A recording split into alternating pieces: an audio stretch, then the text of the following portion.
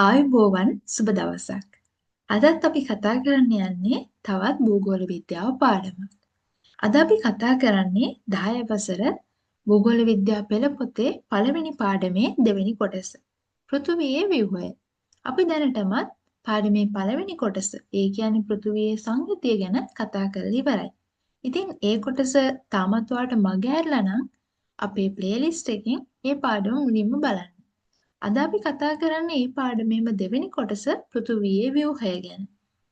පෘථුවියේ ව්‍යුහය කියලා අපි අදහස් කරන්නේ පෘථුවිය නිර්මාණය වෙලා තියෙන විදිය. එහෙමත් නැත්නම් මේ පෘථුවිය කියන ගෝලය ග්‍රහ වස්තුව නිර්මාණය වෙලා තියෙන විදිය. ඇත්තටම පෘථුවිය නිර්මාණය වෙලා තියෙන්නේ විවිධ ස්තර කීපයක් එකතු වෙලා. ලේයර්ස් විදියට. ඔයාලා කවදා හරි කාලා තියෙනවද එක එක ෆ්ලේවර්ස් එකට එකතු කරලා හදපු ලේයර්ස් තියෙන කේක් එකක්? ඒ කේක් එකේ යටම ලේයර් එකේ උඩම ලේයර් එක වෙනකන් එනකොට එක එක විදිය ෆ්ලේවර්ස් තියෙනවා කියලා හිතා ගන්න. Let's just imagine. නිකන් හිතන්න පල්ලෙහාම ලේයර් එක බටර් වෙලා ඊළඟ ලේයර් එක චොක්ලට් වෙලා ඊළඟට ස්ට්‍රෝබෙරි ලේයර් එකක් තිබිලා ආයෙ උඩින්ම බටර් අයිසින් ලේයර් එකකුත් තිබ්බොත් අන්න ඒ වගේ ලේයර්ස් ගොඩක් තියෙන විදිහට තමයි පෘථුවියත් හැදිලා තියෙන්නේ. ඉතින් අර මං කලින් කිව්වා වගේ නොගැලපෙන ෆ්ලේවර්ස් දාලා හදපු කේක් එකක් වගේ නන් නෙමෙයි. පෘථුවියේ ව්‍යුහය එහෙම නැත්නම් පෘථුවිය තුළ තියෙන ලේයර්ස් එකිනෙකට වෙනස්. නමුත් ඊට අනන්‍ය කාර්යයන්ට අදාළ වෙන විදිහට එහෙම නැත්නම් විවිධ ස්වභාව වලින් හැදිලා තියෙනවා. පෘථුවියේ තියෙන සමහර ලේයර්ස් ඒ කියන්නේ ස්තර හරිම ඝනයි, දැඩි. ඒ වගේම සමහර ලේයර්ස් ද්‍රවමය තත්වයේ තමයි තියෙන්නේ. අපි බලමු මොනවාද ඒවා ලක්ෂණ මොනවාද කියලා. ඉතින් ඔයාලට මෙතනදි වැදගත් වෙනවා මෙන්න මේ පින්තූරය. මේ පින්තූරය අඳින්නත් පුරුදු වෙන්න. මේ පින්තූරේ තියෙන හැටියට පෘථුවියේ මතු පිටින්ම තියෙන්නේ. ඒ කියන්නේ අපිට පේන අපි ජීවත් වෙන ස්තරය තමයි කබොල. කබලට පහළින් ප්‍රාවරණය කියන ස්තරය තියෙනවා. මේ ප්‍රාවරණේ ඉහළ ප්‍රාවරණය පහළ ප්‍රාවරණය කියලා කොටස් දෙකකට බෙදෙනවා. ඊට ඇතුළතින් පිටත හරය තියෙනවා. ඊටත් ඇතුළතින් ඇතුළත හරය තියෙනවා. ඇතුළත හරය තමයි පෘථුවියේ කෝ එක හරය. ඒ කියන්නේ පෘථුවියේ ඇතුළෙම තියෙන ශක්ති ප්‍රභවය වෙන්නේ. එහෙම නැත්නම් පෘථුවියේ ඇතුළෙම තියෙන ස්තරය වෙන්නේ මේ ඇතුළත හරය. අපි බලමු මේ කේක ස්තර සමන්විත වෙන්නේ නැත්නම් හැදිලා තියෙන්නේ මොනවයින්ද කියලා. ඉතින් ඔයාලා මුලින්ම තේරුම් ගන්න ඕනි අපි මේ කතා කරන්නේ පෘථුවිය කියන ග්‍රහ වස්තුව හැදිලා තියෙන විදිය ගැන. ඒක හැදිලා තියෙන ස්තර කීපයකින් ඒ ස්තර ප්‍රධාන කොටස් කීපයකට බෙදෙනවා. දැන් අපි බලමු කබොල ගැන. කබොල කියන්නේ ශිලා ගෝලයට අයිති වෙන පෘථුවිය ස්කන්ධයේ 101ක් පමණක් වෙන අපි ජීවත් වන මතු පිට ස්තරය. මේ ස්තරයේ ඝනකම එක විදිහට නෑ. ඒ කියන්නේ මුළු ස්තරයම එක වගේ ඝනකමකින් නෑ. අපි මුහුදට ගියාම ඒක කිලෝමීටර් 5ක් විතර ඝනකමයි. මහද්වීපවලදී කියන්නේ ගොඩබිමේ ඉන්නකොට කිලෝමීටර් 60ක් විතර මේ කබොල ඝනකමයි. එතකොට ඔයාලට තේරෙනවා ඇති පෘථුවියේ කබොල එකම ඝනකමකින් යුක්ත නැහැ. ඒ වගේම පෘථිවි කබොල පාෂාණ වලින් වගේම ඛනිජ වර්ග වලින් සමන්විත වෙනවා. පෘථිවි කබොල ගොඩාක් තුනී ස්තරයක් අනිත් ස්තරයක ගත්තාම හැබැයි මේ පෘථිවි කබොල මත තමයි සියලුම ජෛව ක්‍රියා සිද්ධ වෙන්නේ. ඒ කියන්නේ සියලුම ජීවීන් ජීවත් වෙන්නේ කබොල මත. ඒ වගේම අපි කලිනුත් ඉගෙනගත්ත ශිලාගෝලයේ කොටසේදී මේ කබොලේ ඝනත්වය තියෙන පාෂාණ වල ඝනත්වය සංයුතිය ඒ වගේම පිහිටීම අනුව මහද්වීපික කබොල සහ සාගරික කබොල කියලා කොටස් දෙකකට බෙදෙනවා. දැන් ඔය මහද්වීපික කබොල හැදිලා තියෙන්නේ ග්‍රැනයිට්. ඒ කියන්නේ දෘಢ පාෂාණ වලින් ඊළඟට සාගරික කබොල බැසෝල්ට් පාෂාණ වලින් තමයි හැදිලා තියෙන්නේ. ඊළඟට මේ සියල් ස්තරය ඒ කියන්නේ මහද්වීපික කබොල සිමැක් කියන මේ ස්තරය මත තමයි පිහිටලා තියෙන්නේ. ඒ කියන්නේ මහද්වීපික ස්තරය පිහිටන්නේ සාගරික කබොල මත කියන එක. මේ තියෙන්නේ. එතකොට සාගරික කබොල අඛණ්ඩව විහිදෙනවා. ඒ මත තැනින් තැන මහද්වීපික කබොල පිහිටලා තියෙනවා. ඊට යටින් තමයි ඉහළ ප්‍රාවරණය තියෙන්නේ. දැන් ඔය කබොලයි ප්‍රාවරණයයි එකිනෙකට වෙන වෙන සීමාවක් තියෙනවානේ. අන්න ඒ සීමාවට තමයි අපි මොහොර විසික් අසංතතිය කියන්නේ. එතකොට මේ මොහොර විසික් අසංතතියෙන් පහළ තියෙන්නේ ඉහළ ප්‍රාවරණය. එහෙම නැත්නම් ප්‍රාවරණයේ ඉහළ කොටස. දැන් අපි බලමු එතකොට ප්‍රාවරණය මොනවද වෙන්නේ කියලා. ප්‍රාවරණය කියලා කියන්නේ මතු පිට කබොලත් අභ්‍යන්තරයේ තියෙන හරයත් අතර තියෙන මැද කොටස.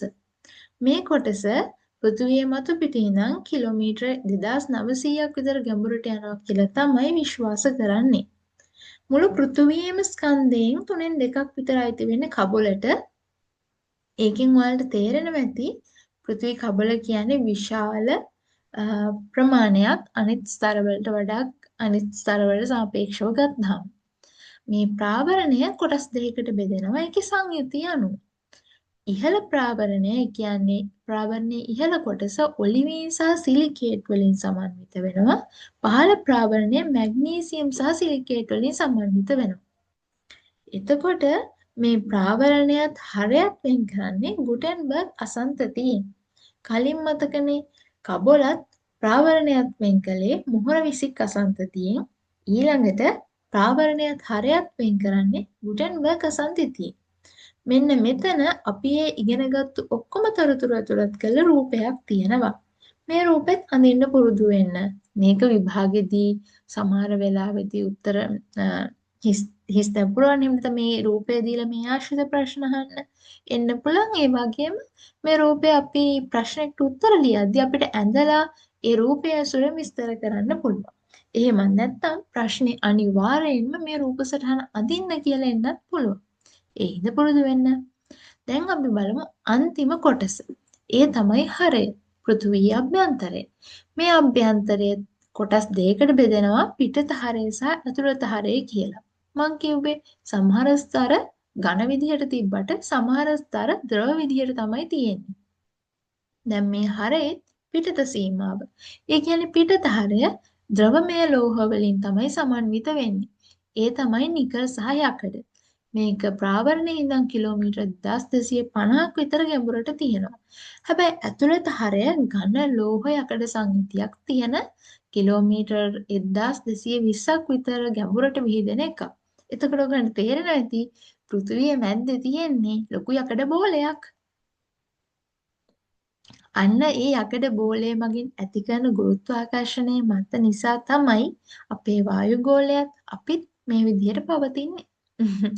දැන් ඔයාලට පැහැදිලි ඇති පෘථිවියේ ව්‍යුහය. එහෙම නැත්නම් පෘථිවිය කියන ග්‍රහ වස්තුව නිර්මාණය වෙලා තියෙන විදිය.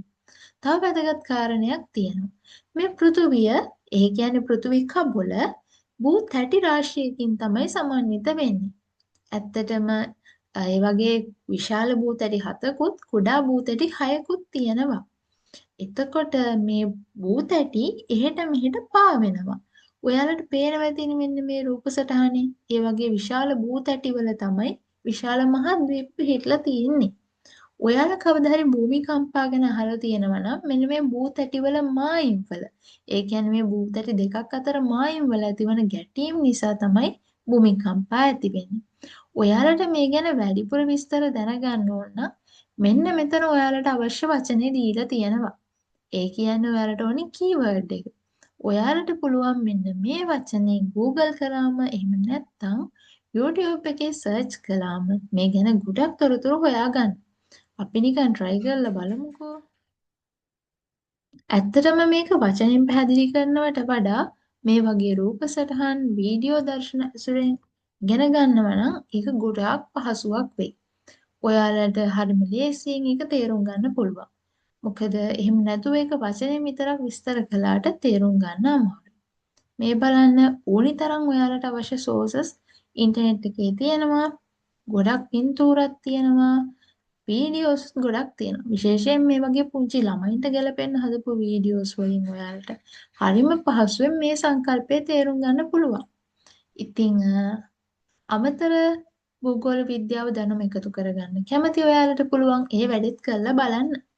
හැබැයි මේ භූතැටිවල පිහිටීම ගැනත් පොඩි අවබෝධයක් තියාගන්න. ඔයා මේක වැඩිදුර ඉගෙන ගන්න කැමති නම් මේව මාර්ක් කරන්නත් ඉගෙන ගන්න. ඉතින් ඇත්තටම මේ භූතැටි මත තමයි අපි ජීවත් වෙන්නේ. ඉතින් ඔන්න ඔය විදිහට තමයි පෘථිවියේ ව්‍යුහය ගැන අපිට 10 වසර පෙළ පොතේ කරුණු දක්වලා තියෙන්නේ. සරලවම ගත්තාම පෘථිවියේ ව්‍යුහය කියලා අපි අදහස් කරන්නේ පෘථිවිය කියන ග්‍රහලෝකය නිර්මාණය වෙලා තියෙන ආකාරය. ඒක නිර්මාණය වෙලා තියෙන්නේ ප්‍රධාන ස්තර 4කින්. ඒ ස්තර 4 තවත් අණු කොටස් දෙක ගානේ අණු කොටස් 4කට බෙදෙනවා. අණු කොටස් 6කට බෙදෙනවා. එතකොට ඒ අණු කොටස් 6න් කබොල කියන මුල්ම ස්තරය එහෙම නැත්නම් ඉහළම තියෙන ස්තරය ගත්තාම ඒක පුංචි පුංචි බූ තැටි රාශියකින් තමයි සමන්විත වෙන්නේ. විශාල බූ තැටි 7කුත් කුඩා බූ තැටි රාශියකුත් විදිහට තමයි ඒව විද්‍යාඥයන් අඳුරගෙන තියෙන්නේ.